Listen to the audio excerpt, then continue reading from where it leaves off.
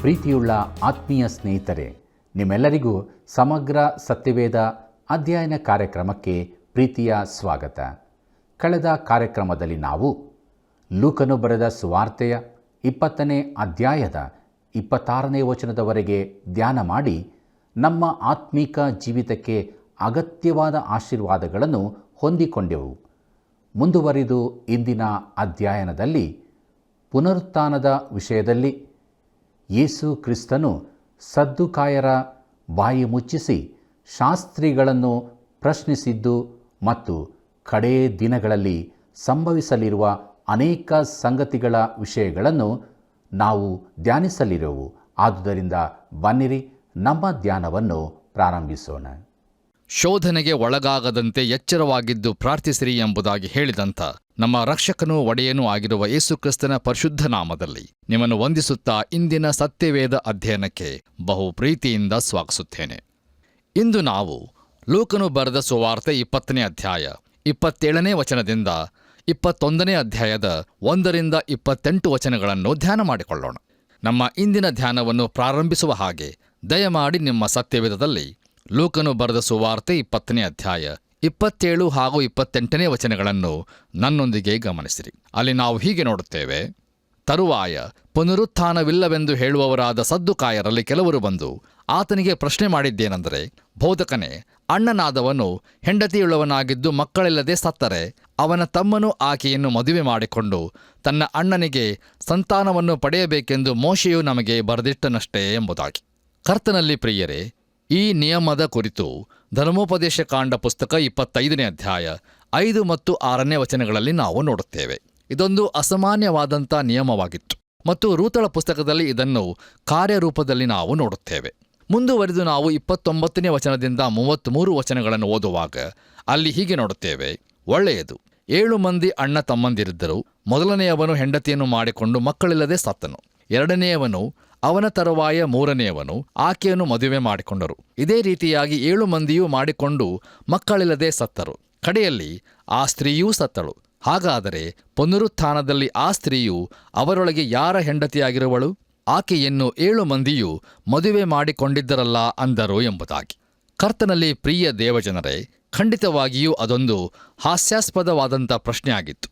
ಆ ಪ್ರಶ್ನೆಗೆ ಯೇಸು ಕ್ರಿಸ್ತನು ಈಗ ಮುಂದಿನ ವಚನಗಳಲ್ಲಿ ಉತ್ತರಿಸುತ್ತಿರುವನು. ದಯಮಾಡಿ ನಿಮ್ಮ ಸತ್ಯವೇದದಲ್ಲಿ ಲೂಕನು ಬರೆದ ಸುವಾರ್ತೆ 20ನೇ ಅಧ್ಯಾಯ 34ರಿಂದ 36 ವಚನಗಳನ್ನು ನನ್ನೊಂದಿಗೆ ಗಮನಿಸಿರಿ. ಅಲ್ಲಿ ಹೀಗೆ ಬರೆದದೆ: ಯೇಸು ಅವರಿಗೆ, ಈ ಲೋಕದ ಜನರು ಮದುವೆ ಮಾಡಿಕೊಡುತ್ತಾರೆ. ಆದರೆ ಆ ಲೋಕವನ್ನು ಸತ್ತವರೊಳಗಿಂದ ಪುನರುತ್ಥಾನವನ್ನು ಪಡೆಯುವುದಕ್ಕೆ ಯೋಗ್ಯರೆನಿಸಿಕೊಂಡಿರುವವರು ಮದುವೆ ಮಾಡಿಕೊಳ್ಳುವುದೂ ಇಲ್ಲ, ಮಾಡಿಕೊಡುವುದೂ ಇಲ್ಲ. ಅವರು ಇನ್ನು ಮರಣಕ್ಕೆ ಗುರಿಯಾಗುವುದೇ ಇಲ್ಲ. ಪುನರುತ್ಥಾನವನ್ನು ಹೊಂದಿದವರಾಗಿದ್ದು ದೇವದೂತರಿಗೆ ಸರಿಸಮಾನರು, ದೇವರ ಮಕ್ಕಳು ಆಗಿದ್ದಾರೆ ಎಂಬುದಾಗಿ. ಕರ್ತನಲ್ಲಿ ಪ್ರಿಯ ಆತ್ಮೀಯ ಬಂಧುಗಳೇ, ದಯಮಾಡಿ ಗಮನಿಸಿರಿ. ಮತ್ತಾಯ ಹಾಗೂ ಮಾರ್ಕನ ಪ್ರಕಾರ ಯೇಸು ಕ್ರಿಸ್ತನು ಅವರ ಸಮಸ್ಯೆ ಏನಾಗಿರುವುದೆಂದು ಅವರಿಗೆ ತಿಳಿಸುತ್ತಾ ಇರುವನು. ಅವರ ಸಮಸ್ಯೆ ಏನೆಂದರೆ, ಅವರು ಧರ್ಮಶಾಸ್ತ್ರವನ್ನೂ ತಿಳಿದಿರುವುದಿಲ್ಲ ಮತ್ತು ದೇವರ ಬಲವನ್ನೂ ಸಹ ತಿಳಿದಿರುವುದಿಲ್ಲ. ಪ್ರಿಯರೇ, ಮುಂದುವರೆದು ನಾವು 37 ಹಾಗೂ 38ನೇ ವಚನಗಳನ್ನು ಓದುವಾಗ ಅಲ್ಲಿ ಹೀಗೆ ನೋಡುತ್ತೇವೆ: ಸತ್ತವರು ಬದುಕಿ ಏಳುತ್ತಾರೆಂಬುದನ್ನು ಮೋಶೆಯು ಸೂಚಿಸಿದ್ದಾನೆ. ಅವನು ಪೊದೆಯ ಸಂಗತಿ ಇರುವ ಅಧ್ಯಾಯದಲ್ಲಿ ಕರ್ತನನ್ನು ಅಬ್ರಹಾಮನ ದೇವರು, ಈಸಾಕನ ದೇವರು, ಯಾಕೋಬನ ದೇವರು ಎಂದು ಹೇಳಿದ್ದಾನೆ. ದೇವರು ಜೀವಿತರಿಗೆ ದೇವರಾಗಿದ್ದಾನೆ ಹೊರತು ಜೀವವಿಲ್ಲದವರಿಗೆ ಅಲ್ಲ. ಆತನಿಗೆ ಎಲ್ಲರೂ ಜೀವಿಸುವವರೇ ಎಂದು ಹೇಳಿದನು ಎಂಬುದಾಗಿ. ಕರ್ತನಲ್ಲಿ ನನ್ನ ಪ್ರಿಯ ಸಹೋದರ ಸಹೋದರಿಯರೇ, ಯೇಸು ಕ್ರಿಸ್ತನು ಉತ್ತಮ ಅಭಿಪ್ರಾಯದೊಂದಿಗೆ ಹೆರೋದ್ಯರಿಗೂ ಫರಿಸಾಯರಿಗೂ ಉತ್ತರಿಸಿದ ಮೇಲೆ ಸದ್ದುಕಾಯರು ಈ ಹಳೆ ನಿತ್ಯ ಪ್ರಯೋಗದ ವಾಕ್ಸಂಪ್ರದಾಯವನ್ನು ಆತನ ಬಳಿಗೆ ತರುತ್ತಿರುವರು. ಅದರ ಮೂಲಕ ಅವರ ಪ್ರಶ್ನೆಗೆ ಉತ್ತರಿಸುವವರೆಲ್ಲರೂ ಅದರಂತೆ ಹಾಸ್ಯಾಸ್ಪದವಾಗಲಿರುವರು ಎನ್ನುವುದು ಅವರ ಆಲೋಚನೆಯಾಗಿತ್ತು.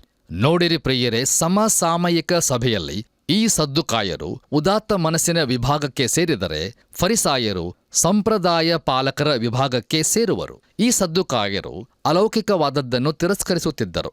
ಆದುದರಿಂದಲೇ ಅವರು ಪುನರುತ್ಥಾನವನ್ನು ನಂಬುತ್ತಿರಲಿಲ್ಲ. ನೋಡಿರಿ, ಅವರ ಪ್ರಶ್ನೆಯು ಮೋಶೆಯ ವಿಧಾನದಿಂದ ಸೃಷ್ಟಿಸಲ್ಪಟ್ಟ ಒಂದು ಅವಸ್ಥೆಯಿಂದ ಬೆಳೆದುಕೊಂಡಿತು. ಈ ಸದ್ದುಕಾಯರು ಆ ಸ್ತ್ರೀಯು 7 ಸಾರಿ ಮದುವೆ ಮಾಡಿಕೊಂಡಳು ಎಂಬುದಾಗಿ ಹೇಳುವುದರ ಮೂಲಕ ಅದನ್ನು ಇನ್ನೂ ವಿಪರೀತವಾಗಿ ಕಾಣುವಂತೆ ಮಾಡಿದರು. ಅವರು ಪ್ರಸ್ತುತ ಸನ್ನಿವೇಶದ ಕುರಿತು ಚಿಂತಿಸುತ್ತಿದ್ದರೆ ಹೊರತು ನಂತರದ ವಿಷಯಕ್ಕಾಗಿ ಅಲ್ಲ. ಪ್ರಿಯರೇ, ಅದೇ ರೀತಿಯಲ್ಲಿ ಇಂದು ಸಭೆಗಳಲ್ಲಿ ಅನೇಕರು ಈ ಸದ್ದುಕಾಯರಂತೆ ದೇವರ ಅದ್ಭುತ ಕಾರ್ಯಗಳನ್ನು ಅಲೌಕಿಕವಾದದ್ದನ್ನು ಅಲ್ಲಗಳೆಯುವವರಾಗಿದ್ದಾರೆ. ನೋಡಿರಿ, ಯೇಸು ಕ್ರಿಸ್ತನನ್ನು ಕೊನೆಯವರೆಗೂ ಅಲ್ಲಗಳೆದವರು ಆತನನ್ನು ಸ್ವೀಕರಿಸಿಕೊಳ್ಳದವರೂ ಆಗಿದ್ದರು ಮತ್ತು ಅವರೇ ಆತನ ಹಿಂಬಾಲಕರನ್ನು ಹಿಂಸೆಗೆ ಒಳಪಡಿಸಿದರು. ಇಂದು ಅವರಂತೆ ಇರುವವರು ಅಪಾಯದಲ್ಲಿ ಇರುತ್ತಾರೆ.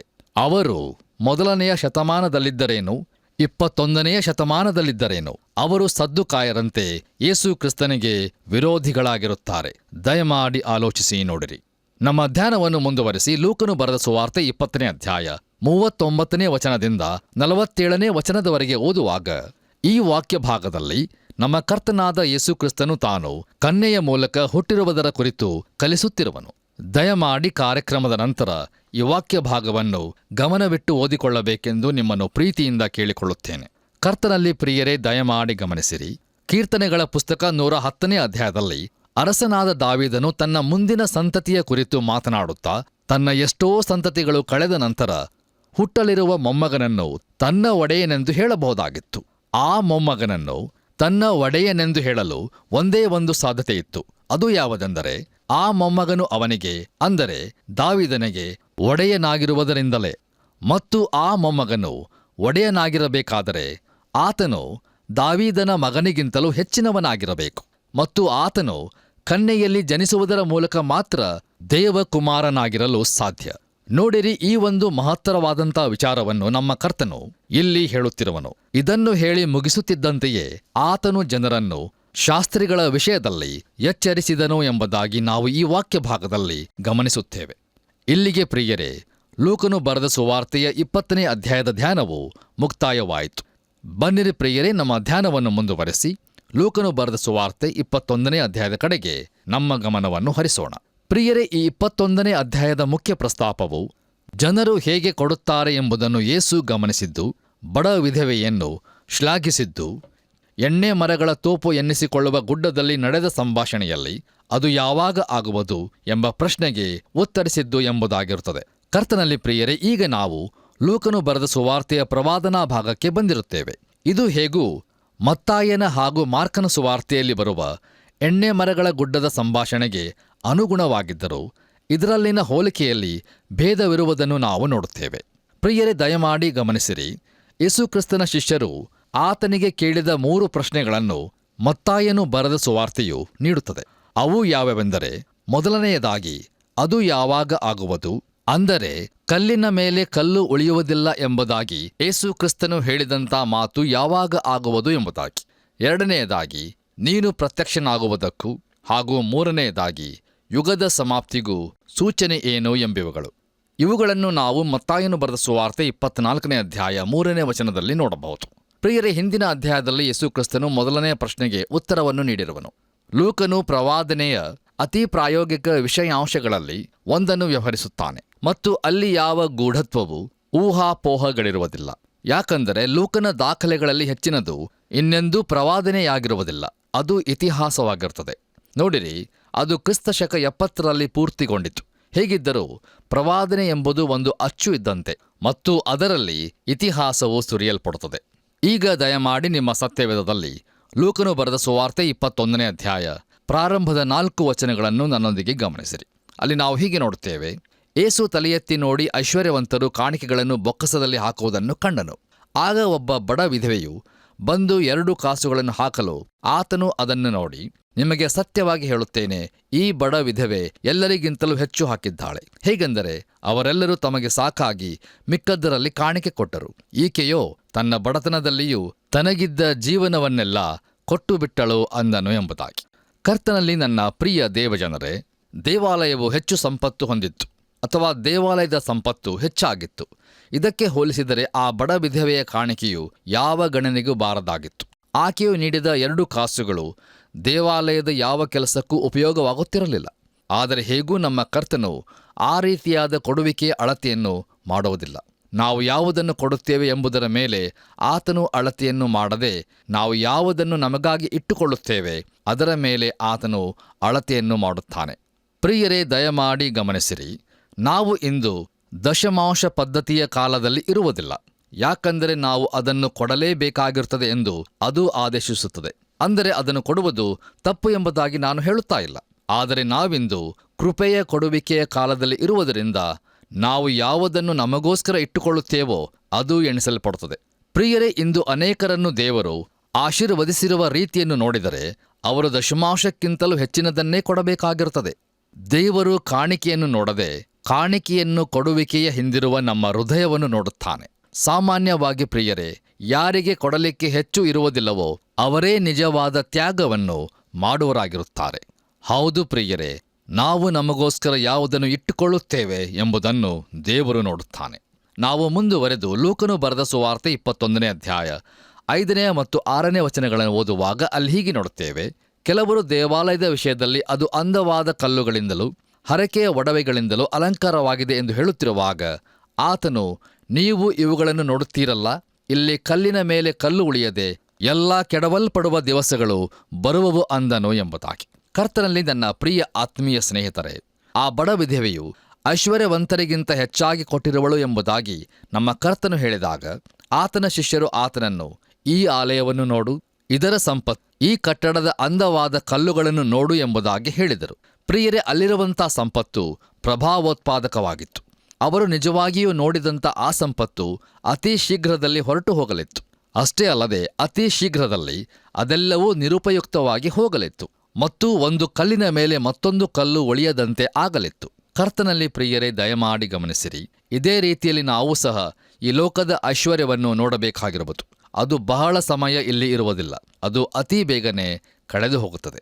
ಮುಂದುವರೆದು ನಾವು 7ನೇ ವಚನವನ್ನು ಓದುವಾಗ ಅಲ್ಲಿ ಹೀಗೆ ಬರೆದದೆ, ಅವರು, ಬೋಧಕನೇ, ಅದು ಯಾವಾಗ ಆಗುವುದು?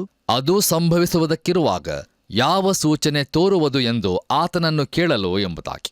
ಕರ್ತನಲ್ಲಿ ನನ್ನ ಪ್ರಿಯ ಸಹೋದರ ಸಹೋದರಿಯರೇ, ಮತ್ತಾಯನ ಹಾಗೂ ಮಾರ್ಕನ ಸುವಾರ್ತೆಗಳಲ್ಲಿ ನೋಡುವುದಾದರೆ ಕೊನೆಯ 2 ಪ್ರಶ್ನೆಗಳು, ಅಂದರೆ ನೀನು ಪ್ರತ್ಯಕ್ಷನಾಗುವುದಕ್ಕೂ ಹಾಗೂ ಯುಗದ ಸಮಾಪ್ತಿಗೂ ಸೂಚನೆ ಏನು ಎಂಬುವುಗಳ ಮೇಲೆ ಒತ್ತು ನೀಡಲಾಗಿದೆ.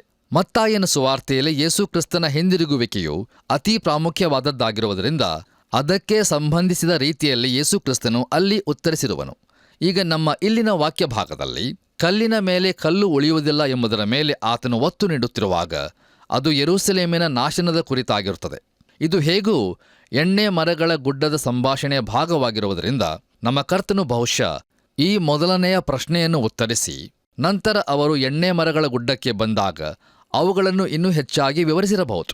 ಅದನ್ನು ನಾವು ಮತ್ತಾಯನ ಸುವಾರ್ತೆಯಲ್ಲಿ ಕಾಣಬಹುದು. ನೋಡಿರಿ, ನಮ್ಮ ಕರ್ತನಾದ ಯೇಸು ಕ್ರಿಸ್ತನು ತನ್ನ ಬೋಧನೆಯನ್ನು ಮತ್ತೆ ಮತ್ತೆ ಉಚ್ಚರಿಸಿರುವುದನ್ನು ನಾವು ಸಂದೇಹವಿಲ್ಲದೆ ನಂಬೋಣ. ಬನ್ನಿರಿ ಪ್ರಿಯರೇ, ನಮ್ಮ ಧ್ಯಾನವನ್ನು ಮುಂದುವರಿಸಿ ಲೂಕನು ಬರೆದ ಸುವಾರ್ತೆ 21ನೇ ಅಧ್ಯಾಯ 8ನೇ ವಚನವನ್ನು ಓದುವಾಗ ಅಲ್ಲಿ ಹೀಗೆ ನೋಡುತ್ತೇವೆ. ಆತನು ಹೇಳಿದ್ದೇನೆಂದರೆ, ನೀವು ಮೋಸ ಹೋಗದಂತೆ ನೋಡಿಕೊಳ್ಳಿರಿ. ಯಾಕಂದರೆ ಅನೇಕರು ಬಂದು ನನ್ನ ಹೆಸರನ್ನು ಎತ್ತಿಕೊಂಡು ನಾನು ಕ್ರಿಸ್ತನು ಎಂತಲೂ ಆ ಕಾಲ ಹತ್ತಿರವಾಯಿತು ಎಂತಲೂ ಹೇಳುವರು. ಅವರ ಹಿಂದೆ ಹೋಗಬೇಡಿರಿ ಎಂಬುದಾಗಿ. ಕರ್ತನಲ್ಲಿ ನನ್ನ ಪ್ರಿಯ ಸಹೋದರ ಸಹೋದರಿಯರೇ, ಕಾಲಮಾನಗಳ ಗುಣಲಕ್ಷಣವೇನೆಂದರೆ ನಾನೇ ಕ್ರಿಸ್ತನು ಎಂಬುದಾಗಿ ಕಂಡುಬರುವ ಅನೇಕರ ಉಪಸ್ಥಿತಿಯಾಗಿರುತ್ತದೆ. ಅದು ಯೇಸುಕ್ರಿಸ್ತನು ಈ ಭೂಮಿಯ ಮೇಲೆ ಇದ್ದದ್ದಿನಿಂದ ಇಲ್ಲಿಯವರೆಗಿನ ಯುಗದ ವೈಶಿಷ್ಟ್ಯತೆಯಾಗಿದೆ. ಅಂದು ಆತನ ಸಮಯದಲ್ಲಿ ಸುಳ್ಳು ಮೆಸ್ಸಿಯರು ಇದ್ದರು ಮತ್ತು ಇಂದು ಅಲೌಕಿಕವಾದಂಥ ಶಕ್ತಿಯನ್ನು ಹೊಂದಿರುವೆವು ಎಂಬುದಾಗಿ ಹೇಳಿಕೊಳ್ಳುವ ಅನೇಕರು ನಮ್ಮ ಮಧ್ಯದಲ್ಲಿದ್ದಾರೆ. ಅವರು ಯೇಸುಕ್ರಿಸ್ತನ ಬಗ್ಗೆ ಮಾತಾಡಿದಾಗ್ಯೂ ಆತನ ಸ್ಥಾನಕ್ಕೆ ಮೆಲ್ಲಗೆ ಸರಿದುಕೊಂಡು ಆತನಿಗೆ ಸಲ್ಲಬೇಕಾದ ಮಹಿಮೆಯನ್ನು ತಾವು ಪಡೆದುಕೊಳ್ಳುವರಾಗಿದ್ದಾರೆ. ಪ್ರಿಯರೇ, ಇಂಥವರ ವಿಷಯದಲ್ಲಿ ನಾವು ಬಹು ಎಚ್ಚರಿಕೆಯಿಂದ ಇರೋಣ. ನಾವು ಮುಂದುವರೆದು ಲೂಕನು ಬರೆದ ಸುವಾರ್ತೆ 21ನೇ ಅಧ್ಯಾಯ 9ನೇ ಹಾಗೂ 10ನೇ ವಚನಗಳನ್ನು ಓದುವಾಗ ಅಲ್ಲಿ ಹೀಗೆ ನೋಡುತ್ತೇವೆ. ಇದಲ್ಲದೆ ಯುದ್ಧಗಳು, ಗಲಿಬಿಲಿಗಳು ಆಗುವುದನ್ನು ನೀವು ಕೇಳುವಾಗ ದಿಗಿಲು ಪಡಬೇಡಿರಿ. ಯಾಕಂದರೆ ಇದೆಲ್ಲ ಮೊದಲು ಆಗುವುದು ಅಗತ್ಯ, ಆದರೂ ಕೂಡಲೇ ಅಂತ್ಯ ಬರುವುದಿಲ್ಲ ಅಂದನು. ಆಗ ಆತನು ಅವರಿಗೆ ಹೇಳಿದ್ದೇನೆಂದರೆ, ಜನಕ್ಕೆ ವಿರೋಧವಾಗಿ ಜನವು, ರಾಜ್ಯಕ್ಕೆ ವಿರೋಧವಾಗಿ ರಾಜ್ಯವು ಏಳುವವು ಎಂಬುದಾಗಿ. ಕರ್ತನಲ್ಲಿ ಪ್ರಿಯ ದೇವಜನರೇ, ಈ ಕಾಲಮಾನದ ಮತ್ತೊಂದು ಗುಣಲಕ್ಷಣವು ಯುದ್ಧವಾಗಿರುತ್ತದೆ. ಯುಗದ ಅಂತ್ಯದ ಸಮಯವನ್ನು ಸಮೀಪಿಸುತ್ತಿರುವಾಗ ಯುದ್ಧವು ತೀವ್ರಗೊಳ್ಳುತ್ತದೆ. ಶಾಂತಿವಾದವು ಬೆಳೆಯುತ್ತಿದ್ದಾಗ್ಯೂ ದೇವರ ವಾಕ್ಯವು ಥೆಸಲೋನಿಕದವರಿಗೆ ಬರೆದ ಮೊದಲನೇ ಪತ್ರಿಕೆ 5ನೇ ಅಧ್ಯಾಯ 3ನೇ ವಚನದಲ್ಲಿ ಸಮಾಧಾನವಾಗಿಯೂ ನಿರ್ಭಯವಾಗಿಯೂ ಇರುತ್ತೇವೆಂದು ಜನರು ಹೇಳುತ್ತಿರುವಾಗಲೇ ಅವರ ಮೇಲೆ ನಾಶನವು ಗರ್ಭಿಣಿಗೆ ಪ್ರಸವವೇದನೆ ಬರುವ ಪ್ರಕಾರ ಬರುವುದು. ಅವರು ಹೇಗೂ ತಪ್ಪಿಸಿಕೊಳ್ಳಲಾರರು ಎಂಬುದಾಗಿ ನೋಡುತ್ತೇವೆ. ಪ್ರಿಯರೇ, ಈಗಲೇ ನಾವು ಆ ಸಮಯದಲ್ಲಿ ಇದ್ದೇವೆ ಮತ್ತು ನಮ್ಮ ಕರ್ತನು ಬರುವವರೆಗೂ ಯುದ್ಧವೇ ತನ್ನನ್ನು ಗುರುತಿಸಿಕೊಳ್ಳಲಿರುವುದು. ಮುಂದೆ ನಾವು 11ನೇ ವಚನವನ್ನು ಓದುವಾಗ ಅಲ್ಲಿ ಹೀಗೆ ಬರೆದಿದೆ, ಮತ್ತು ಮಹಾಭೂಕಂಪಗಳಾಗುವವು, ಅಲ್ಲಲ್ಲಿ ಬರಗಳು, ಉಪದ್ರವಗಳು ಬರುವವು, ಉತ್ಪಾತಗಳು, ಆಕಾಶದಲ್ಲಿ ಮಹಾಸೂಚನೆಗಳು ತೋರುವವು ಎಂಬುದಾಗಿ. ಕರ್ತನಲ್ಲಿ ಪ್ರಿಯರೇ, ಇವೂ ಕೂಡ ಆ ಯುಗದ ವೈಶಿಷ್ಟ್ಯತೆಯಾಗಿರುತ್ತವೆ. ಬಹುಶಃ ಅಂತ್ಯವು ಸಮೀಪಿಸುವಾಗ ಅವು ಇನ್ನೂ ತೀವ್ರಗೊಳ್ಳುತ್ತವೆ. ದಯಮಾಡಿ ಆಲೋಚಿಸಿ ನೋಡಿರಿ. ಬನ್ನಿರಿ ಪ್ರಿಯರೇ, ನಮ್ಮ ಧ್ಯಾನವನ್ನು ಮುಂದುವರಿಸಿ ಲೂಕನು ಬರೆದ ಸುವಾರ್ತೆ 21ನೇ ಅಧ್ಯಾಯ 12ರಿಂದ 15 ವಚನಗಳನ್ನು ಓದುವಾಗ ಅಲ್ಲಿ ಹೀಗೆ ನೋಡುತ್ತೇವೆ. ಆದರೆ ಇವೆಲ್ಲ ನಡೆಯುವುದಕ್ಕಿಂತ ಮುಂಚೆ ಅವರು ನಿಮ್ಮನ್ನು ಹಿಡಿದು ಸಭಾಮಂದಿರಗಳ ಮತ್ತು ಸೆರೆಮನೆಗಳ ಅಧಿಕಾರಸ್ಥರ ವಶಕ್ಕೆ ಕೊಟ್ಟು ನನ್ನ ಹೆಸರಿನ ನಿಮಿತ್ತವಾಗಿ ಅರಸುಗಳ ಮುಂದಕ್ಕೂ ಅಧಿಪತಿಗಳ ಮುಂದಕ್ಕೂ ತೆಗೆದುಕೊಂಡು ಹೋಗಿ ಹಿಂಸೆಪಡಿಸುವರು. ಇದು ಸಾಕ್ಷಿ ಹೇಳುವುದಕ್ಕೆ ನಿಮಗೆ ಅನುಕೂಲವಾಗುವುದು. ಆದದರಿಂದ ಏನು ಉತ್ತರ ಕೊಡಬೇಕೆಂಬ ವಿಷಯದಲ್ಲಿ ನಾವು ಮುಂದಾಗಿ ಯೋಚಿಸುವುದಿಲ್ಲವೆಂದು ನಿಮ್ಮ ಮನಸ್ಸಿನಲ್ಲಿ ನಿಶ್ಚಯ ಮಾಡಿಕೊಳ್ಳಿರಿ. ಯಾಕಂದರೆ ನಿಮ್ಮ ವಿರೋಧಿಗಳೆಲ್ಲರೂ ಎದುರು ನಿಲ್ಲುವುದಕ್ಕೂ ಎದುರು ಮಾತಾಡುವುದಕ್ಕೂ ಆಗದಂಥ ಬಾಯನ್ನು ಬುದ್ಧಿಯನ್ನು ನಾನೇ ನಿಮಗೆ ಕೊಡುತ್ತೇನೆ ಎಂಬುದಾಗಿ.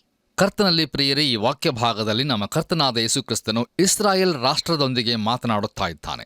ಈ ಎಲ್ಲ ವಿಷಯಗಳು ನಿಶ್ಚಿತವಾಗಿ ಯಹೂದ್ಯರಿಗೆ ಅನ್ವಯಿಸುವಂಥವುಗಳಾಗಿವೆ. ಆದರೆ ಯೋಹಾನನು ಬರೆದ ಸುವಾರ್ತೆ 15ನೇ ಅಧ್ಯಾಯ 18 ಹಾಗೂ 19ನೇ ವಚನಗಳಲ್ಲಿರುವ ವಿಷಯವು ಅದು ಯೇಸು ಕ್ರಿಸ್ತನ ಹಿಂಬಾಲಕರಾಗಲು ನಿರ್ಧರಿಸಿಕೊಂಡವರಿಗೆಲ್ಲ ಅನ್ವಯಿಸುತ್ತದೆ. ಮುಂದೆ ನಾವು ಲೂಕನು ಬರೆದ ಸುವಾರ್ತೆ 21ನೇ ಅಧ್ಯಾಯ 16ರಿಂದ 19 ವಚನಗಳನ್ನು ಓದುವಾಗ ಅಲ್ಲಿ ಹೀಗೆ ನೋಡುತ್ತೇವೆ. ಆದರೆ ತಂದೆ ತಾಯಿಗಳು, ಅಣ್ಣ ತಮ್ಮಂದಿರು, ಬಂಧು ಬಾಂಧವರು, ಸ್ನೇಹಿತರು ನಿಮ್ಮನ್ನು ಒಪ್ಪಿಸಿಕೊಡುವರು ಮತ್ತು ನಿಮ್ಮಲ್ಲಿ ಕೆಲವರನ್ನು ಕೊಲ್ಲಿಸುವರು. ಇದಲ್ಲದೆ ನನ್ನ ಹೆಸರಿನ ನಿಮಿತ್ತ ನಿಮ್ಮನ್ನು ಎಲ್ಲರೂ ಹಗೆ ಮಾಡುವರು. ಆದರೂ ನಿಮ್ಮದೊಂದು ತಲೆ ಕೂದಲಾದರೂ ನಾಶವಾಗುವುದಿಲ್ಲ. ನಿಮ್ಮ ಸೈರಣೆಯಿಂದ ನಿಮ್ಮ ಪ್ರಾಣಗಳನ್ನು ಪಡೆದುಕೊಳ್ಳುವಿರಿ ಎಂಬುದಾಗಿ. ಪ್ರಿಯರೇ, ದಯಮಾಡಿ ಗಮನಿಸಿರಿ. ಈ ವಾಕ್ಯ ಭಾಗದಲ್ಲಿ ನೋಡುವಂಥ ಸಂಗತಿಯು ಮಹಾಸಂಕಟ ಕಾಲದಲ್ಲಿ ನಾಶವಾಗದೆ ಉಳಿಯುವ 1,44,000 ಯಹೂದ್ಯರಿಗೆ ಅನ್ವಯಿಸುತ್ತದೆ. ಆಗ ಸಂಭವಿಸಲಿರುವ ಸಂಕಟವು ಈ ಹಿಂದೆ ಯಹೂದ್ಯರು ಅನುಭವಿಸಿರುವ ಸಂಕಟಕ್ಕಿಂತಲೂ ಇನ್ನೂ ಅಧಿಕವಾಗಿರುತ್ತದೆ. ಮುಂದುವರೆದು ನಾವು 20ನೇ ವಚನವನ್ನು ಓದುವಾಗ ಅಲ್ಲಿ ಹೀಗೆ ಬರೆದದೆ, ಆದರೆ ದಂಡುಗಳು ಯೆರೂಸಲೇಮ್ ಪಟ್ಟಣಕ್ಕೆ ಮುತ್ತಿಗೆ ಹಾಕಿರುವುದನ್ನು ನೀವು ಕಾಣುವಾಗ ಅದು ಹಾಳಾಗುವ ಕಾಲ ಸಮೀಪವಾಯಿತೆಂದು ತಿಳುಕೊಳ್ಳಿರಿ ಎಂಬುದಾಗಿ. ಕರ್ತನಲ್ಲಿ ನನ್ನ ಪ್ರಿಯ ಸಹೋದರ ಸಹೋದರಿಯರೇ, ಯೇಸು ಕ್ರಿಸ್ತನಿಗೆ ಕಲ್ಲಿನ ಮೇಲೆ ಕಲ್ಲು ಉಳಿಯುವುದಿಲ್ಲ ಎಂಬ ಸಂಗತಿ ಯಾವಾಗ ಸಂಭವಿಸುವುದು ಎಂಬುದಾಗಿ ಶಿಷ್ಯರು ಕೇಳಿರುವುದನ್ನು ಜ್ಞಾಪಿಸಿಕೊಳ್ಳುವುದಾದರೆ ಅದು ಕ್ರಿಸ್ತ ಶಕ 70ರಲ್ಲಿ ರೋಮಿನ ಟೈಟಸ್ಸನು ಯೆರೂಸಲೇಮನ್ನು ಮುತ್ತಿಗೆ ಹಾಕಿದಾಗ ಜರುಗಿತು ಎಂಬುದಾಗಿ ಕಂಡುಕೊಳ್ಳುತ್ತೇವೆ. ಆಗ ಬಹುಶಃ ಯೇಸು ಕ್ರಿಸ್ತನು ಈ ಮಾತುಗಳನ್ನು ಹೇಳಿದಾಗ ಅಲ್ಲಿದ್ದವರಲ್ಲಿ ಕೆಲವರು ಇನ್ನೂ ಬದುಕಿದ್ದಿರಬಹುದು ಮತ್ತು ಆ ಸಂಗತಿಗಳು ಸಂಭವಿಸಿದಾಗ ಅವರು ಖಂಡಿತವಾಗಿಯೂ ಆತನ ಮಾತುಗಳನ್ನು ಸ್ಮರಿಸಿಕೊಂಡಿರುತ್ತಾರೆ. ನೋಡಿರಿ, ಇದೇ ಸಂಗತಿಯು ಕಡೇ ದಿವಸಗಳಲ್ಲಿ ಮತ್ತೆ ಸಂಭವಿಸಲಿಕ್ಕಿದೆ. ನಾವು ಮುಂದುವರೆದು ಲೂಕನು ಬರೆದ ಸುವಾರ್ತೆ 21ನೇ ಅಧ್ಯಾಯ 21ನೇ ವಚನವನ್ನು ಓದುವಾಗ ಅಲ್ಲಿ ಹೀಗೆ ನೋಡುತ್ತೇವೆ. ಆಗ ಯೂದಾಯದಲ್ಲಿರುವವರು ಬೆಟ್ಟಗಳಿಗೆ ಓಡಿ ಹೋಗಲಿ, ಆ ಪಟ್ಟಣದಲ್ಲಿರುವವರು ಅದರೊಳಗಿಂದ ಹೊರಟು ಹೋಗಲಿ, ಹಳ್ಳಿಯವರು ಅದರೊಳಕ್ಕೆ ಹೋಗದಿರಲಿ ಎಂಬುದಾಗಿ. ನೋಡಿರಿ ಪ್ರಿಯರೇ, ಅವರು ಮಹಾಸಂಕಟ ಕಾಲದಲ್ಲಿ ಯಾವುದನ್ನು ಮಾಡಬೇಕಾಗಿರುವುದೋ ಅದನ್ನು ಅವರು ಆಗ ಮಾಡಬೇಕಾಗಿದೆ. ಅವರು ಸಾಧ್ಯವಾದಷ್ಟು ಬೇಗನೆ ಯೆರೂಸಲೇಮನ್ನು ಬಿಟ್ಟು ಓಡಿ ಹೋಗಬೇಕಾಗಿರುತ್ತದೆ. ಯೆರೂಸಲೇಮಿನ ಘೋರವಾದ ಮುತ್ತಿಗೆಯ ಸಮಯದ ಕುರಿತು ಯಹೂದಿ ಇತಿಹಾಸಗಾರನಾದ ಜೋಸೆಫಸ್ ಎಂಬುವರು ಹೀಗೆ ಹೇಳುತ್ತಾರೆ. ಆ ಪಟ್ಟಣದ ಮುತ್ತಿಗೆಯು ವಿಸ್ತಾರಗೊಂಡಾಗ ಅಲ್ಲಿಯ ತಾಯಂದಿರು ತಮ್ಮ ಸ್ವಂತ ಮಕ್ಕಳನ್ನು ತಿಂದರು. ಅವರು ಹುಳುಗಳ ಹಾಗೆ ಸತ್ತು ಹೋದರು ಮತ್ತು ಸತ್ತವರನ್ನು ಗೋಡೆಗಳ ಮೇಲಿನಿಂದ ಬೀಸಾಡುತ್ತಿದ್ದರು. ಅಲ್ಲಿ ಉಳಿದುಕೊಂಡವರಲ್ಲಿ ಕೆಲವರು ಹಸಿವೆಯಿಂದ ಸತ್ತರೆ ಇನ್ನುಳಿದವರನ್ನು ಗುಲಾಮರಾಗಿ ಮಾರಾಟ ಮಾಡಿದರು ಎಂಬುದಾಗಿ. ಪ್ರಿಯರೇ, ದಯಮಾಡಿ ಗಮನಿಸಿರಿ. ನಮ್ಮ ಕರ್ತನಾದ ಯೇಸು ಕ್ರಿಸ್ತನು ಕಡೇ ದಿವಸಗಳ ಒಂದು ಸಣ್ಣ ಚಿತ್ರಣವನ್ನು ಇಲ್ಲಿ ನಮಗೆ ನೀಡುತ್ತಾ ಇರುವನು. ಒಂದು ವೇಳೆ ಕೆಲವರು ಇದು ಮೊದಲನೆಯ ಸಾರಿ ಸಂಭವಿಸಿ ಮುಗಿದಿದೆ, ಮತ್ತೆ ಎರಡನೆಯ ಸಾರಿ ಸಂಭವಿಸುವುದಿಲ್ಲ ಎಂಬುದಾಗಿ ಹೇಳಬಹುದು. ಹೌದು, ಇತಿಹಾಸದಲ್ಲಿ ಈಗಾಗಲೇ ಒಂದು ಸಾರಿ ಸಂಭವಿಸಿ ಆಗಿದೆ, ಆದರೆ ಅದು ಮತ್ತೆ ಸಂಭವಿಸಲಿಕ್ಕಿದೆ ಎಂಬುದಾಗಿ ನಮ್ಮ ಕರ್ತನು ಬಹು ಸ್ಪಷ್ಟವಾಗಿ ಹೇಳಿರುತ್ತಾನೆ ಮತ್ತು ಅದು ಖಂಡಿತವಾಗಿಯೂ ಸಂಭವಿಸಲಿದೆ ಎಂದು ನಾನು ನಂಬುತ್ತೇನೆ. ಪ್ರಿಯರೇ, ಮುಂದುವರೆದು ನಾವು ಲೂಕನು ಬರೆದ ಸುವಾರ್ತೆ 21ನೇ ಅಧ್ಯಾಯ 22ರಿಂದ 24 ವಚನಗಳನ್ನು ಓದುವಾಗ ಅಲ್ಲಿ ಹೀಗೆ ನೋಡುತ್ತೇವೆ. ಯಾಕಂದರೆ ಬರೆದಿರುವುದೆಲ್ಲ ನೆರವೇರುವುದಕ್ಕಾಗಿ ಅವು ದಂಡನೆಯ ದಿವಸಗಳಾಗಿವೆ. ಆ ದಿನಗಳಲ್ಲಿ ಬಸುರಿಯರಿಗೂ ಮೊಲೆ ಕೂಸಿರುವ ಹೆಂಗಸರಿಗೂ ಆಗುವ ಕಷ್ಟವನ್ನು ಏನು ಹೇಳಲಿ? ಈ ಸೀಮೆಯ ಮೇಲೆ ಮಹಾವಿಪತ್ತು ಈ ಜನರಿಗೆ ಉಗ್ರ ದಂಡನೆಯೂ ಆಗುವವು. ಅವರು ಕತ್ತಿಯ ಬಾಯಿಗೆ ಬೀಳುವರು. ಅವರನ್ನು ಅನ್ಯ ದೇಶಗಳಿಗೆಲ್ಲ ಸೆರೆ ಹಿಡಿದುಕೊಂಡು ಹೋಗುವರು. ಅನ್ಯ ದೇಶದವರ ಸಮಯಗಳು ಪೂರೈಸುವ ತನಕ ಯೆರೂಸಲೇಮ್ ಪಟ್ಟಣವು ಅನ್ಯ ದೇಶದವರಿಂದ ತುಳಿದಾಡಲ್ಪಡುತ್ತಿರುವುದು ಎಂಬುದಾಗಿ. ಕರ್ತನಲ್ಲಿ ನನ್ನ ಪ್ರಿಯ ಆತ್ಮೀಯ ಸ್ನೇಹಿತರೆ, ಯಹೂದ್ಯರು ಚದುರಿಸಲ್ಪಟ್ಟರು. ಟೈಟಸ್ ಚಕ್ರವರ್ತಿಯು ಅವರನ್ನು ಗುಲಾಮತನದಲ್ಲಿ ಇರಿಸಿದನು ಮತ್ತು ರೋಮ್ ಪಟ್ಟಣದಲ್ಲಿ ಒಂದು ದೊಡ್ಡ ಪ್ರತಿಮೆಯನ್ನು ಮಾಡಿದರು. ಇಸ್ರಾಯೇಲ್ ರಾಷ್ಟ್ರದ ಮೇಲೆ ಮಹಾಸಂಕಟವೂ ಹಾಗೂ ರೌದ್ರವೂ ಬಿದ್ದಿತು. ನೋಡಿರಿ, ಟೈಟಸ್ ಚಕ್ರವರ್ತಿಯು ಯೆರೂಸಲೇಮನ್ನು ಪ್ರವೇಶಿಸಿದ ದಿನದಿಂದ ಹಿಡಿದು ಇಂದಿನವರೆಗೂ ಅಲ್ಲಿರುವಂಥ ಅನ್ಯರನ್ನು ಹೊರಗೋಡಿಸಲು ಯಹೂದ್ಯರಿಂದ ಆಗುತ್ತಾ ಇಲ್ಲ. ಚಕ್ರವರ್ತಿಯಾದ ಟೈಟಸನು ಯೆರೂಸಲೇಮನ್ನು ಆಕ್ರಮಿಸಿದ ದಿನದಿಂದ ಹಿಡಿದು ಇಂದಿನವರೆಗೂ ಅನ್ಯರು ಯೆರೂಸಲೇಮನ್ನು ತಮ್ಮ ನಿಯಂತ್ರಣದಲ್ಲಿ ಇರಿಸಿಕೊಂಡಿರುತ್ತಾರೆ. ನೋಡಿರಿ, ನಮ್ಮ ಕರ್ತನಾದ ಯೇಸು ಕ್ರಿಸ್ತನು ಹೇಳಿದ ಪ್ರಕಾರ ಈಗ ಯೆರೂಸಲೇಮ್ ಪಟ್ಟಣವು ಅನ್ಯ ದೇಶದವರಿಂದ ತುಳಿದಾಡಲ್ಪಡುತ್ತಾ ಇದೆ. ಪ್ರಿಯರೇ, ದೇವರ ವಾಕ್ಯವು ಅಷ್ಟು ನಿಷ್ಕೃಷ್ಟವಾಗಿ ಹೇಳಿರುವುದು ಎಷ್ಟು ಅದ್ಭುತಕರವಾಗಿದೆಯಲ್ಲವೇ? ನಮ್ಮ ಧ್ಯಾನವನ್ನು ಮುಂದುವರಿಸಿ 25ನೇ ವಚನವನ್ನು ಓದುವಾಗ ಅಲ್ಲಿ ಹೀಗೆ ಬರೆದದೆ, ಇದಲ್ಲದೆ ಸೂರ್ಯ, ಚಂದ್ರ, ನಕ್ಷತ್ರಗಳಲ್ಲಿ ಸೂಚನೆಗಳು ತೋರುವವು. ಭೂಮಿಯ ಮೇಲೆ ಸಮುದ್ರದ ಮತ್ತು ತೆರೆಗಳ ಘೋಷದ ನಿಮಿತ್ತವಾಗಿ ಜನಗಳಿಗೆ ದಿಕ್ಕು ಕಾಣದೆ ಸಂಕಟವು ಉಂಟಾಗುವುದು ಎಂಬುದಾಗಿ. ಕರ್ತನಲ್ಲಿ ಪ್ರಿಯ ದೇವಜನರೇ, ಯೇಸು ಕ್ರಿಸ್ತನು ಈ ಭೂಮಿಗೆ ಹಿಂದಿರುಗುವ ಮೊದಲು ಆ ಕಡೆ ದಿವಸಗಳಲ್ಲಿ ನಡೆಯಬೇಕಾಗಿರುವ ಸಂಗತಿಗಳ ಕುರಿತು ಉಲ್ಲೇಖನವನ್ನು ನಾವು ಇಲ್ಲಿ ನೋಡುತ್ತೇವೆ. ಕಡೆ ದಿವಸಗಳಲ್ಲಿ ಹೀಗೆ ನೆರವೇರಲಿದೆ. ಮುಂದೆ ನಾವು ಲೂಕನು ಬರೆದ ಸುವಾರ್ತೆ 21ನೇ ಅಧ್ಯಾಯ 26 ಹಾಗೂ 27ನೇ ವಚನಗಳನ್ನು ಓದುವಾಗ ಅಲ್ಲಿ ಹೀಗೆ ಬರೆದದೆ, ಆಕಾಶದ ಶಕ್ತಿಗಳು ಕದಲುವುದರಿಂದ ಮನುಷ್ಯರು ಭಯ ಹಿಡಿದವರಾಗಿ ಲೋಕಕ್ಕೆ ಏನು ಬರುವುದೋ ಎಂದು ಎದುರು ನೋಡುತ್ತಾ ಪ್ರಾಣ ಹೋದಂತಾಗುವರು. ಆಗ ಮನುಷ್ಯಕುಮಾರನು ಬಲದಿಂದಲೂ ಬಹು ಮಹಿಮೆಯಿಂದಲೂ ಮೇಘದಲ್ಲಿ ಬರುವುದನ್ನು ಕಾಣುವರು ಎಂಬುದಾಗಿ. ಕರ್ತನಲ್ಲಿ ಪ್ರಿಯ ದೇವಜನರೇ, ಈ ವಾಕ್ಯ ಭಾಗದಲ್ಲಿ ಹೇಳಿರುವಂಥ ಈ ಸಂಗತಿಗಳು ಇಂದಿನ ದಿನಮಾನಗಳಲ್ಲಿ ನಡೆಯುತ್ತಿರುವಂಥವುಗಳ ಚಿತ್ರಣವಾಗಿರುತ್ತವೆ ಎಂಬುದಾಗಿ ಹೇಳಿದರೆ ಅದು ಅಷ್ಟು ಸೂಕ್ತವಾಗಿರಲಿಕ್ಕಿಲ್ಲ. ಹೌದು ಪ್ರಿಯರೇ, ಇಂದು ನಡೆಯುತ್ತಿರುವಂಥ ಸಂಗತಿಗಳು ಬಹು ಭಯಂಕರವಾಗಿವೆ. ಆದರೆ ಕಡೇ ದಿವಸಗಳಲ್ಲಿ ಇನ್ನೂ ಘೋರವಾದಂಥ ಸಂಗತಿಗಳು ಸಂಭವಿಸಲಿಕ್ಕಿವೆ. ಪ್ರಿಯರೇ, ಒಂದು ವಿಷಯವೇನೆಂದರೆ ಯೇಸುಕ್ರಿಸ್ತನು ಯಾವ ಸಮಯದಲ್ಲಾದರೂ ಬರಬಹುದು. ನೋಡಿರಿ, ಸಂಗತಿಗಳು ವೇಗವಾಗಿ ಸಂಭವಿಸುತ್ತಿರುವುದರಿಂದ ಸಭೆಯು ಈ ಲೋಕದಿಂದ ಯಾವ ಸಮಯದಲ್ಲಾದರೂ ಎತ್ತಲ್ಪಡಬಹುದು. ಒಂದು ವೇಳೆ ಈ ಸಮಯದಲ್ಲಿ ಅದು ಜರುಗುವುದಾದರೆ ಆತನನ್ನು ನಂಬುವ ನಮ್ಮೆಲ್ಲರಿಗೂ ಎಂಥ ಆನಂದದ ಸಂಗತಿಯಾಗಿರುತ್ತದಲ್ಲವೇ ಪ್ರಿಯರೇ? ದಯಮಾಡಿ ಆಲೋಚಿಸಿ ನೋಡಿರಿ. ಬನ್ನಿರಿ ಪ್ರಿಯರೇ, ನಮ್ಮ ಇಂದಿನ ಧ್ಯಾನವನ್ನು ಮುಕ್ತಾಯಗೊಳಿಸುವ ಹಾಗೆ ಕೊನೆಯದಾಗಿ ನಾವು ಲೂಕನು ಬರೆದ ಸುವಾರ್ತೆ 21ನೇ ಅಧ್ಯಾಯ 28ನೇ ವಚನವನ್ನು ಓದುವಾಗ ಅಲ್ಲಿ ಹೀಗೆ ನೋಡುತ್ತೇವೆ, ಆದರೆ ಇವು ಸಂಭವಿಸುವುದಕ್ಕೆ ತೊಡಗುವಾಗ ಮೇಲಕ್ಕೆ ನೋಡಿರಿ, ನಿಮ್ಮ ತಲೆ ಎತ್ತಿರಿ, ನಿಮ್ಮ ಬಿಡುಗಡೆಯು ಸಮೀಪವಾಗಿದೆ ಅಂದನು ಎಂಬುದಾಗಿ. ಕರ್ತನಲ್ಲಿ ಪ್ರಿಯ ಆತ್ಮೀಯ ಸ್ನೇಹಿತರೆ, ಈ ಸಂಗತಿಗಳೆಲ್ಲ ಸಂಭವಿಸುವಾಗ ಅವುಗಳ ಕುರಿತು ಆಲೋಚಿಸುವುದಕ್ಕಿಂತ ನಮ್ಮ ರಕ್ಷಣೆಯು, ನಮ್ಮ ವಿಮೋಚನೆಯು ಹತ್ತಿರವಾಗಿದೆ ಎಂದು ಆಲೋಚಿಸುವುದು ಬಹು ಪ್ರಾಮುಖ್ಯವಾಗಿರುವುದು. ಹೌದು ಪ್ರಿಯರೇ, ಆತನು ತಿರುಗಿ ಬೇಗನೆ ಬರಲಿರುವನು ಮತ್ತು ಅದುವೇ ನಮ್ಮೆಲ್ಲರಿಗೂ ಬಹು ಪ್ರಾಮುಖ್ಯವಾದದ್ದಾಗಿರುವುದು. ದೇವರ ನಾಮಕ್ಕೆ ಸ್ತೋತ್ರವಾಗಲಿ. ಈ ಸಂದೇಶವನ್ನು ಆಲಿಸುತ್ತಿರುವಂಥ ನನ್ನ ಪ್ರಿಯ ಸಹೋದರ ಸಹೋದರಿಯರೇ, ನಮ್ಮ ಕರ್ತನಾದ ಯೇಸು ಕ್ರಿಸ್ತನು ಮೊದಲನೇ ಸಾರಿ ನಮ್ಮ ರಕ್ಷಣಾರ್ಥವಾಗಿ ಈ ಲೋಕಕ್ಕೆ ರಕ್ಷಕನಾಗಿ ದೀನನಾಗಿ ಜನಿಸಿ ಬಂದನು. ಆದರೆ ತಿರುಗಿ ಎರಡನೇ ಸಾರಿ ಬರುವಾಗ ಆತನು ಲೋಕಕ್ಕೆ ಶ್ರೇಷ್ಠ ನ್ಯಾಯಾಧಿಪತಿಯಾಗಿ ಸತ್ಯಕ್ಕನುಸಾರವಾಗಿಯೂ ನೀತಿಗನುಸಾರವಾಗಿಯೂ ನ್ಯಾಯ ತೀರಿಸಲಿಕ್ಕೆ ದಹಿಸುವ ಅಗ್ನಿಯಾಗಿ ಬರಲಿದ್ದಾನೆ. ಹೌದು ಪ್ರಿಯರೇ, ಆತನ ಬರುವಿಕೆಯು ಬಹು ಸಮೀಪವಾಗಿದೆ. ಬರುವಾತನು ಇನ್ನೂ ಸ್ವಲ್ಪ ಕಾಲದಲ್ಲಿ ಬರುವನು, ತಡ ಮಾಡುವುದಿಲ್ಲ. ಆದ್ದರಿಂದ ಪ್ರಿಯರೇ, ಕೃಪಾ ಸಮಯವಿರಲಾಗಿ ಕರ್ತನಾದ ಯೇಸುಕ್ರಿಸ್ತನನ್ನು ನಮ್ಮ ಸ್ವಂತ ರಕ್ಷಕನನ್ನಾಗಿ ಅಂಗೀಕರಿಸಿಕೊಂಡು ಎಚ್ಚರವಾಗಿದ್ದು, ಪರಿಶುದ್ಧರಾಗಿದ್ದು ಮತ್ತು ಜಿತೇಂದ್ರಿಯರಾಗಿದ್ದು ಕರ್ತನ ಬರೋಣಕ್ಕೆ ನಮ್ಮನ್ನು ನಾವು ಸಿದ್ಧಪಡಿಸಿಕೊಳ್ಳೋಣ ಹಾಗೂ ಇತರರನ್ನೂ ಸಹ ಸಿದ್ಧಪಡಿಸೋಣ. ಹಾಗಾಗುವಂತೆ ತಂದೆಯಾದ ದೇವರು ತಾನೇ ನಮ್ಮೆಲ್ಲರನ್ನು ಆಶೀರ್ವದಿಸಿ ಬಲಪಡಿಸಿ ನಡೆಸಲಿ. ಆಮೆನ್. ಪ್ರಿಯರೇ, ಸತ್ಯವೇದ ಅಧ್ಯಯನದಲ್ಲಿ ನಾವು ಇನ್ನೂ ದೇವರನ್ನು, ಆತನ ವಾಕ್ಯಗಳನ್ನು ಸರಿಯಾಗಿ ತಿಳಿಯದೇ ಇದ್ದೇವೆ. ಹೃದಯಪೂರ್ವಕವಾಗಿಯೂ ಸಂತೋಷವಾಗಿಯೂ ಕೊಡುವ ಕಾಣಿಕೆಗಳನ್ನು ದೇವರು ಮೆಚ್ಚುತ್ತಾನೆ ಎಂಬುದಾಗಿ ಕಲಿತೆವು. ಆದುದರಿಂದ ನಮ್ಮ ರಕ್ಷಣೆಯು ವಿಮೋಚನೆಯು ಬಹು ಹತ್ತಿರವಾಗಿರುವುದರಿಂದ ಸ್ಥಿರಚಿತ್ತದಿಂದಲೂ ದೃಢಚಿತ್ತದಿಂದಲೂ ನಮ್ಮ ಜೀವಿತದಲ್ಲಿ ಮುಂದೆ ಮುಂದೆ ಸಾಗೋಣ.